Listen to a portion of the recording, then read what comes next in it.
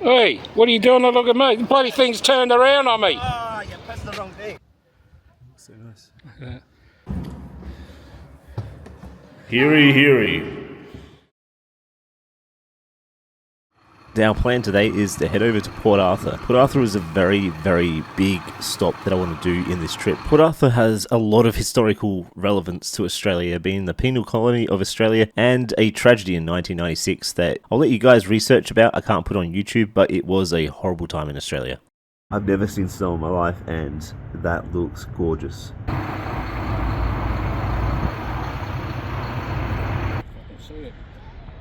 Down at Hobart Wharf. There's a cruise ship down behind there, but we can't really get to that. Scary. That. Yeah, well, look how tight the road is. Just over the bridges now, coming into Sorrel. Just a turn off towards Port Arthur. Little river going through. It's a nice beach though. Yeah. Look how beautiful. Look at that island over there. Yeah. It's a bit rough on the water though. Yeah. Look how nice and blue it is. Oh, that aliens. That's creepy. Have a look at this house up here. This is a hotel. Yeah, check it out. It's a hotel. Pretty cool, isn't it? Go in there and have a drink and stuff. Yeah. This is a steep road, isn't it? Yeah. Come down to that bridge that you're talking about. Eagle Walk. Yeah, it's literally like in a second right here. This is where Eagle Head. They used to let that big dog loose. They escaped from Port Arthur and they tried to get to the mainland. The dog would stop them from getting through here. Eagle Head neck. They couldn't get past here. Oh, you wait till you see this dog. Oh, look at this. This is where you come to Australia. Look how beautiful it is. It's in our backyard. And people don't appreciate it enough. Look at that. So where's that dog? Must be that way, is it? Look at that. Absolutely stunning. Crazy. Absolutely crazy. Oh, Shane, I went over there. To that island? Is the tessellated pavers. Is that what it is? Yeah, around there. That's where we're going to go. Right on the beach. Tesla's pavers? Yeah, I remember walking along there. It's pretty cool. So we've been out here for a couple of years and we're stuck on the beach. If we run, so the dog's going to chase us. So this is where they used to keep dogs. If people escaped, they would let free to chase down the criminals. And the officers' quarters are just here. Another kennel just there. So let them out. They'll chase them down.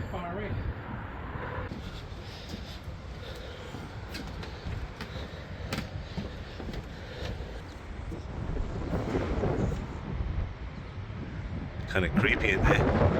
Ooh. Tasmania was a good prison colony, wasn't it? Bloody hell. Yeah. You never make it across the water. No, wouldn't even want to hop in the water. Yeah. These dogs used to eat people. Look at it. 8 kilometres out. Yeah, before Port Arthur. Oh, fucking damn it, you! This is coming down towards it. Be a nice property in there. Yeah. Feels like one of my dreams that I had.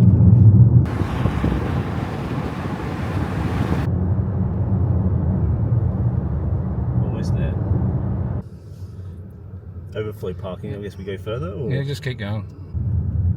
All the tour buses are here. Yeah. It's a popular place. Oh yeah, it's pretty full down here. Park level 3. Shane's finally at Port Arthur. He's always wanted to come here and we're just about to go in to see all the old buildings and stuff. Walking into Port Arthur, historic site. Nice. Look at this.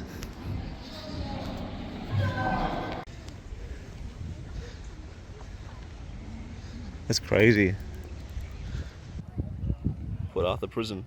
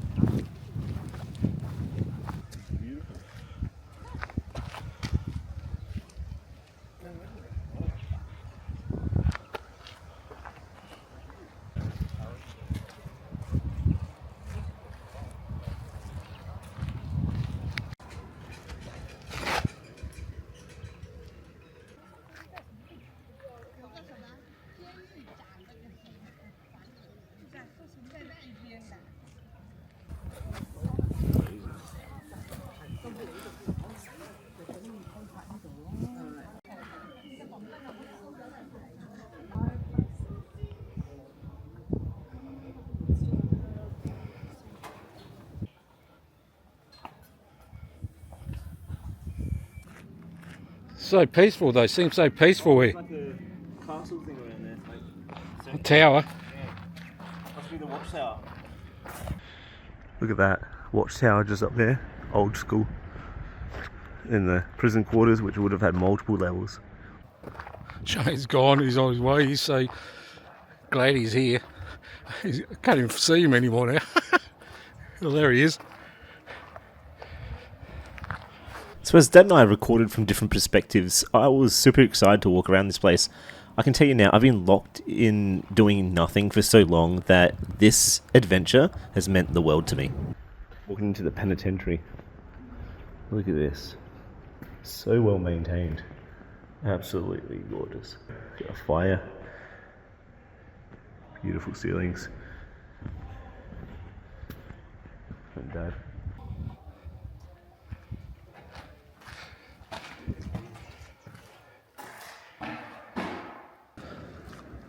We're going for a cruise just off of the wharf there. That was all full of people. Yep. All full of people. This is in front of the penitentiary. Obviously it's to stop them getting away so quick.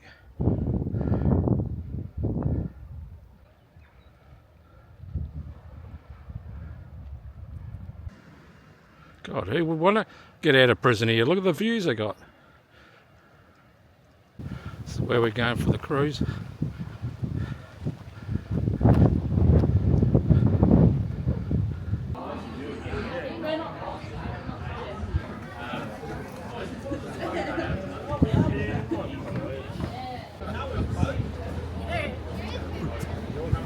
Pretty cool, isn't it?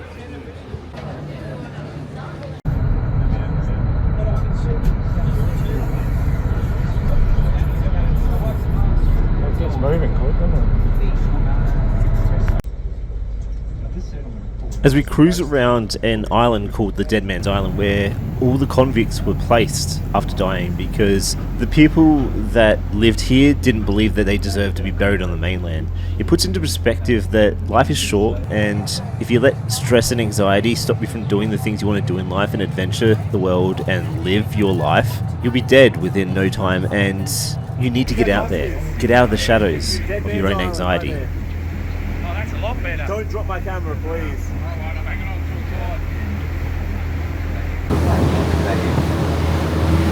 side. Hey Shane, we're on the catamaran going around Dead Man's Island. All the dead people from Port Arthur.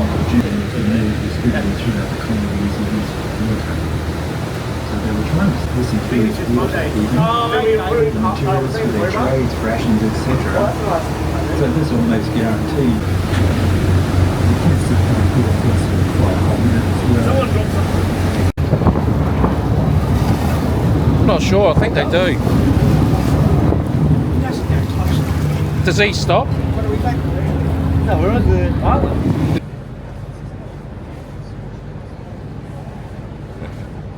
I'll zoom it in. See if I can zoom in. It's not mine, it's my son's. Ah, There we go, look at that. don't make a good picture. Yeah, it would. Whoop. Just coming in now with the catamaran onto the wharf, and this is the penitentiary. Now we're definitely back on shore, folks. Hang on.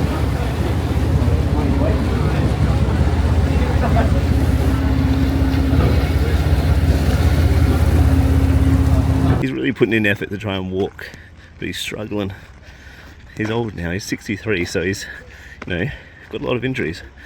It's pain is kicking in, but he's doing it, and we're having a great time.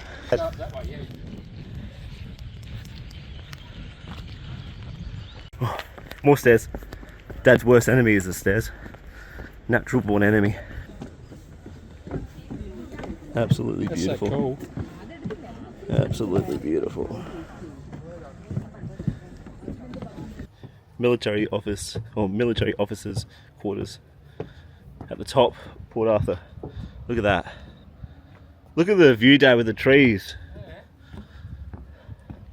Absolutely breathtaking. Look at that. They're cooking everything in here. The ghost of Sarah. Imagine coming out and seeing that. Little path and stuff.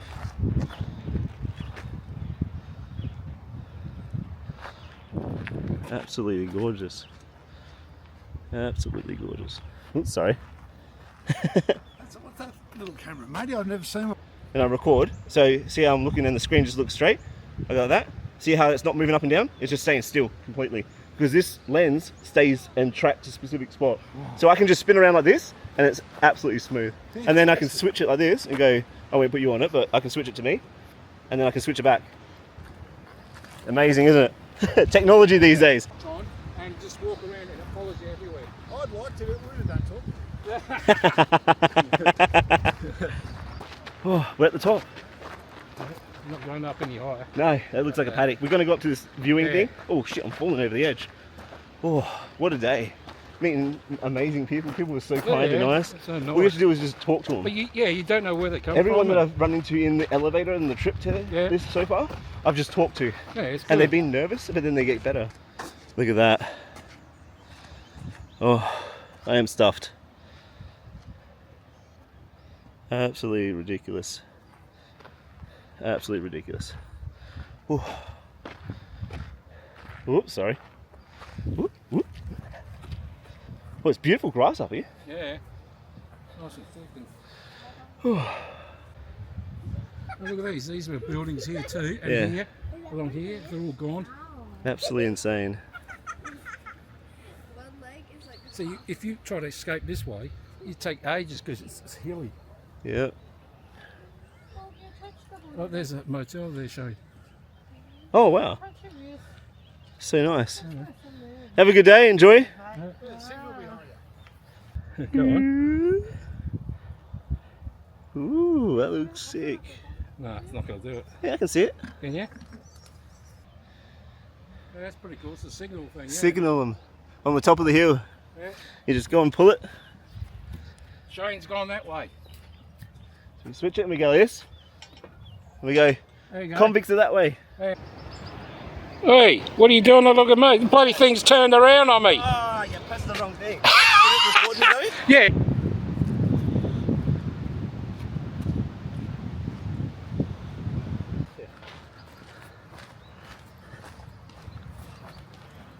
Pretty big, wasn't it? Yeah, it's huge.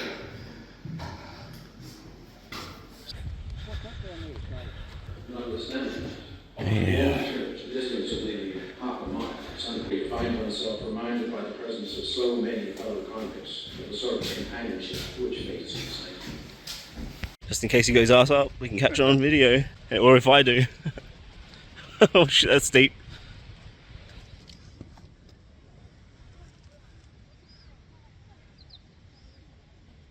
Creepy, eh?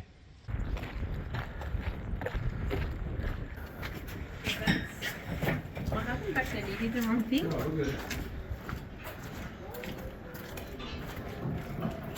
Oh, there's a bar in here and stuff. Like, the prison's turned into like a cafe.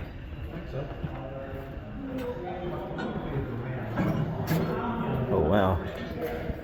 Wow! Yeah.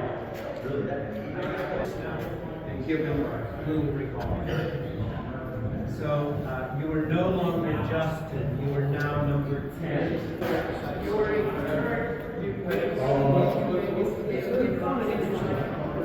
This must be where they brought him in and frisked him down. Oh, no, that's a yard, look. Yeah. Look, there's a bucket of water. Yeah, but one's a little lantern. That's all they got in here. That's crazy. Separate prison.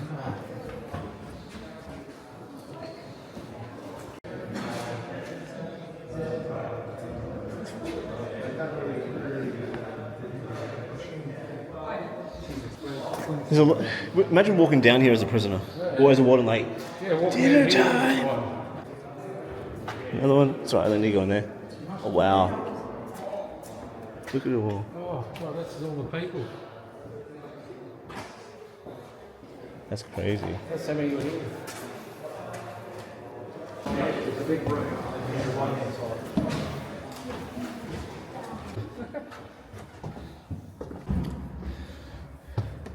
Heary, heary. I sentence you all to death. It was rather special. We were walking along and a slight shower started to happen, but the sun was coming through the sky. It was beautiful. The river was gorgeous and the smell in the air was amazing. This place is mesmerizing. It's so calm and peaceful. There may have been thousands of people here right now at the time. However, it felt like I was on my own. This place was gorgeous. Then I decided, hey, there's something up the top of this road. Dad was getting a little tired. And I said, you know what, I'm going up there. And in me saying that, he decided to follow me. It was a struggle for him to get up this hill and to walk all the way up here. Look at that. Dad, they're growing new trees and that too. Yeah, it's cool, isn't it? However, in doing so, we ended up making our way towards a historical location that Dad didn't know was here and didn't realise was going to be one of the most interesting and fun experiences he would have on this trip. He only did that because I decided to move forward, to go do something, and he decided himself to do it himself as well. This is being out of the shadows. Doing things out of your comfort zone and getting there and experiencing life and saying yes to life rather than saying no. Church bell's still ringing. So in the next part coming up, there's going to be a talk by a guy to do with the church. I'm going to leave it raw and then we'll come back.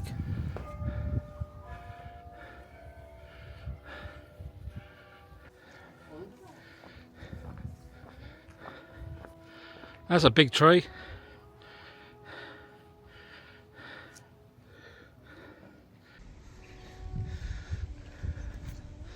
Absolutely beautiful.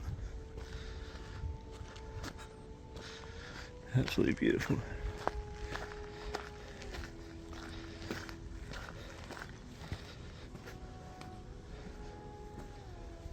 Wow. Whoa.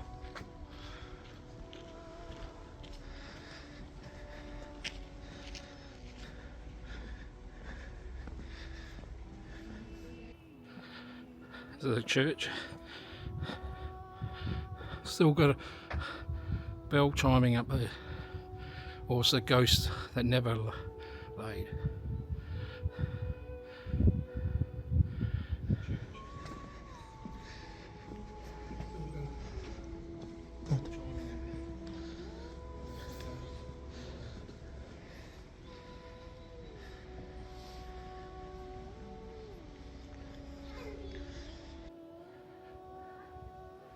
So nice. Yeah.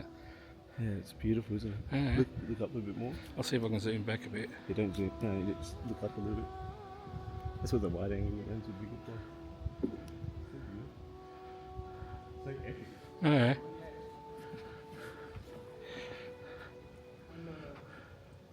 meant to give a talk at 3 o'clock. Anyone interested in listening? Welcome to the church. Very first stone building erected at Port Arthur. Really? Such was the importance of religious and moral instruction. So Port Arthur operated under 4 guidelines, borrowed from an English gentleman called Jeremy Bentham. He designed a prison back in England, and Port Arthur borrowed his overarching guidelines of discipline and punishment, training and education, moral and religious instruction, and separation and classification. So this is the first stone building erected at Port Arthur. Everything was weatherboard before that. Just like most English villages, it's built on the highest point of the free settlement. Reason for that is that you are closer to God.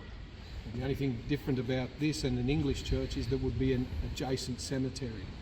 Our cemetery's out on the island. I know. Oh, yeah. On the island of the dead. It doesn't have an east-west orientation either. Yeah. But God was the highest power of all. There was God, and there was the king, and then was country after that. So this was completely whitewashed inside. Now the original building was very Norman. It had flat roofs going out from this central part. And in 1836, George Arthur, whom Port Arthur was named after, was replaced by Sir John Franklin. And him and his wife came down on an inspection tour, and she got off the boat, the commandant's jetty, and she looked up the hill and she said, what's the squat, ugly building up on the hill? And Charles O'Hara Booth he was a bit upset by that because he was quite proud of his church, which was drawn up by a convict called Henry Lang. He was a draftsman. Anyway, he said, "Rightio, Henry, we need to change the roof to keep her ladyship happy." So they took the roof off and they replaced it. And they did so because she was very fond of Gothic architecture. So they add 13 spires, which was common in Gothic churches because that represents Jesus and the 12 apostles. She returns on a later inspection tour and says, and he asks her what she thinks of the church now. She said, "Oh, it's much improved. However, I do notice that you've got 13 spires." So some people might consider that unlucky. So to keep her happy, he adds another spire. He adds a steeple, which reaches up to 33 metres in the air. Now, it had wooden tiles. When they were freshly painted, they threw gravel onto it to make it appear like stone. Yeah. And you can see that out the front, and there's a lithograph out the front showing the very large steeple. There were no stained glass in this building. Stained glass was considered too good for the convicts. Very large wooden frames with small panels of plain glass, which had one coat of whitewash painted over them to diffuse the light in here. 1,000 convicts at the back, plain wooden benches. 200 people at the front, they're the free people. So your convicts are brought in through the side entrances.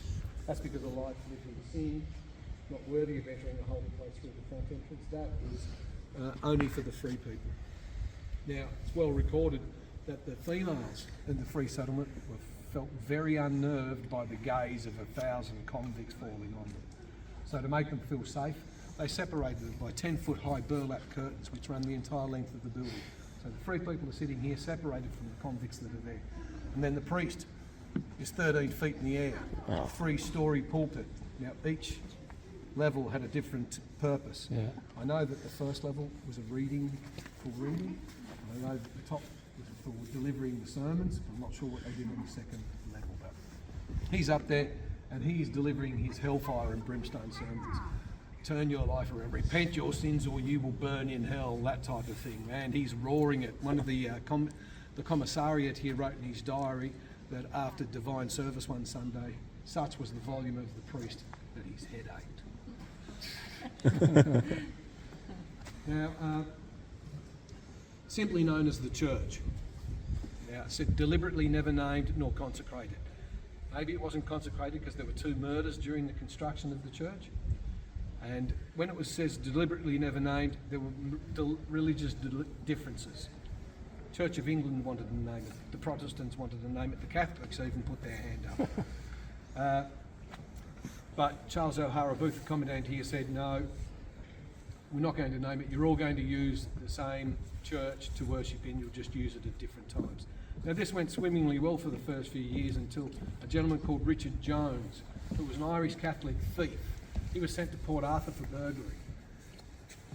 And he finds it disgusting that he has to use the same church that Protestants are using. And he actually writes a letter to the commandant saying, "May I be excused from divine service?" A convict asking to be excused from divine service, unheard of. Such insolence. Throw that man into solitary confinement, 4 days, half rations, bread and water.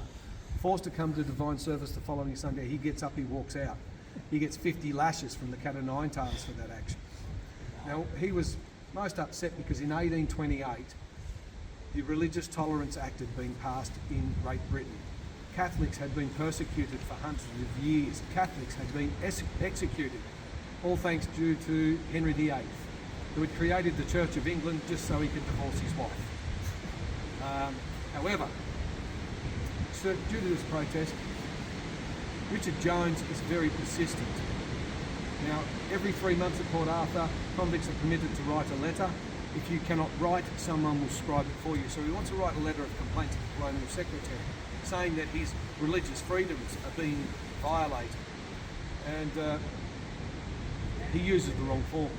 It is just thrown away and ignored. He has to wait another 3 months before he writes another letter. However, during this time, the Reverend Durham from the Church of Ireland is appointed here as a Protestant priest with a great dislike of Catholics, and he is known to have said from the pulpit 13 feet in the air, "I believe all Catholics should burn in hell." Now, 1 in 4 prisoners here at Port Arthur at that time was Catholic. There was almost a religious riot. There was a sit-in by the Catholic convicts, sat outside and refused to enter the church because of this particular gentleman.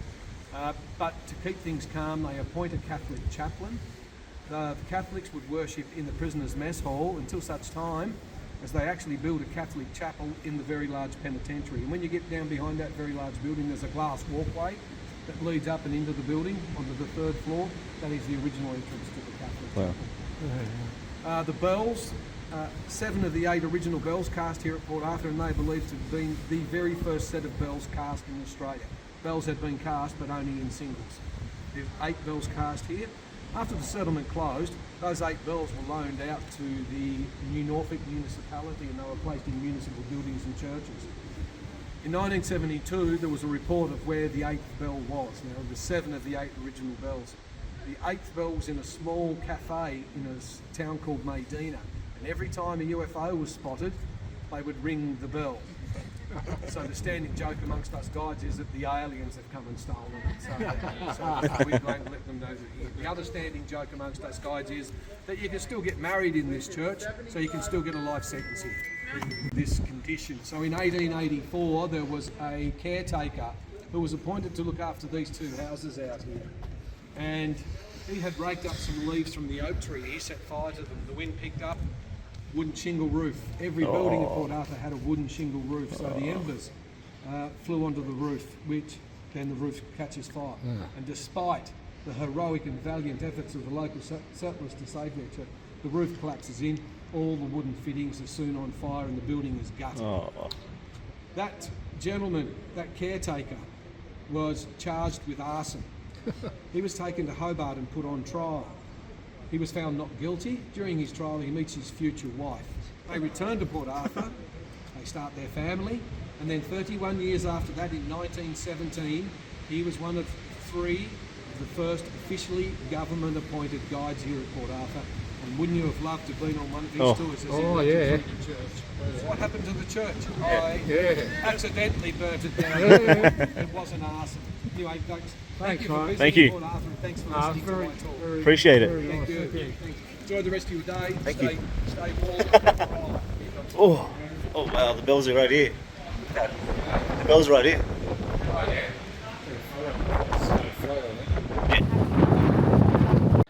And with that, Dad experienced something that he never knew he would experience. If he had said no before and just went back to the cafe, he would not have experienced that talk and learnt all that history that he absolutely loves.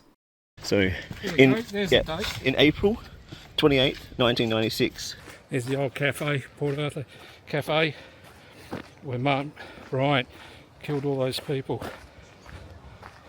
It used to be open, but they've closed it now and they've got a brand new building.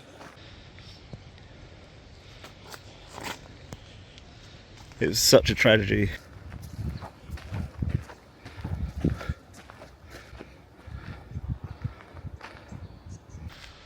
This cafe is where he burnt it down after killing all those people.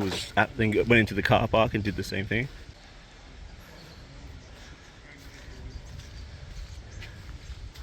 Absolutely terrible. Absolutely terrible. Look, this is what it used to look like. Yeah. This is what it used to look like. Like, this is the church that we're just in. The walkway we just went down, where we got the cruise. That's what the prison used to look like.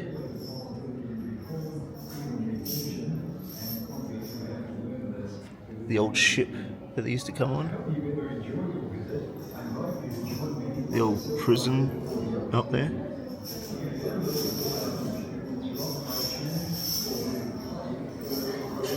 Experience from iTunes. The other prison. You can watch it. Yeah. Amazing. Alright, let's go.